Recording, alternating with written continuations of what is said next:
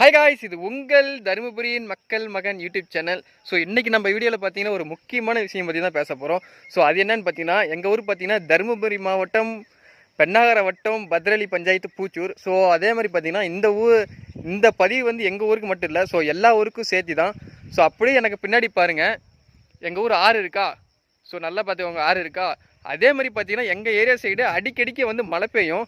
So மழை பெய்யும் போது பார்த்தீங்கன்னா அதிகமாக இடி இடிக்கும். எப்படி எங்கள் ஊரில் வந்து அதிகமாக இடி இடிக்கும். ஸோ இந்த இடி இடிக்கிறதுனால பார்த்தீங்கன்னா எங்கள் ஊர் சைடு கிட்டத்தட்ட எனக்கு தெரிஞ்சு ரீசெண்ட் டைமில் ஒரு 5-6 பேர் இறந்துருக்காங்க. சீரியஸாங்க, பொய் சொல்லலை, உண்மையாலுமே இடி இடித்து எங்கள் ஊர் சைடு பார்த்தீங்கன்னா ஒரு 5-6 பேர் இறந்துருக்காங்க. இந்த சைடு வந்து ஏர்கோல்பட்டிக்கு அந்த சைடு, செல்லமுடி, அது இந்த சைடு பார்த்தீங்கன்னா வத்தல்பட்டிக்கு இந்த சைடு, ஸோ பூச்சூர், இந்த மாதிரி பார்த்தீங்கன்னா காட்டில் விவசாயம் பண்ணிகிட்டு இருப்பாங்க. ஸோ பின்னாடி பாருங்கள் ஆறு இருக்கா. ஸோ இந்த காட்டில் பார்த்தீங்கன்னா எல்லாருமே விவசாயம் பண்ணிகிட்டு இருப்பாங்க. விவசாயம் பண்ணிகிட்டு இருக்கும்போதே பார்த்தீங்கன்னா இடி இடித்து இறந்துருக்காங்க. இந்த ஹெட்செட்டு போட்டு ஃபோன் பேசுறது எப்படியா இருந்தாலும் பார்த்தீங்கன்னா மொபைல் யூஸ் பண்ணுறது வந்து ஒரு நார்மல் தான். ஸோ அந்த மாதிரி யூஸ் பண்ணிகிட்டு இருக்கும்போது பார்த்தீங்கன்னா இடி இடித்து இறந்துருக்காங்க. என்னோடய வேண்டுகோள் என்னென்னா, நம்ம பெண்ணாகர தொகுதி திரு கஜேந்திரன் ஐயா எம்எல்ஏ அவர்களுக்கு ஒரு கோரிக்கை என்னன்னா, நம்ம ஊரில் பார்த்தீங்கன்னா கிட்டத்தட்ட ஏகப்பட்ட கோயில் இருக்குது.